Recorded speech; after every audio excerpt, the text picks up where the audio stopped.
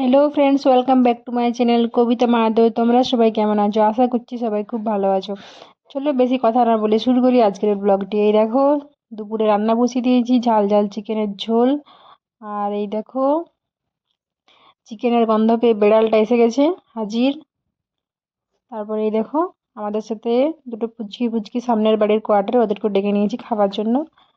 তারপরে বিকেল হয়ে এসেছে, এরপর বিকেলে যাব একটু ঘুরতে। তার আগে যাব একটা দিদির কাছে, একটা সোয়েটার সেলাই করতে দিয়েছি ওখানে।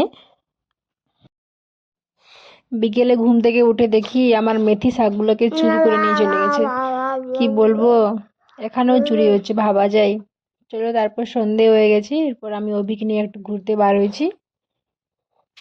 এই দেখো, তো আমার হাত ধরে ধরে হাঁটছে। এই দেখো সামনে একটা পেঁপে গাছ, কি পেঁপে ধরেছে। চলো বাই বাই, টাটা আজকের মতো।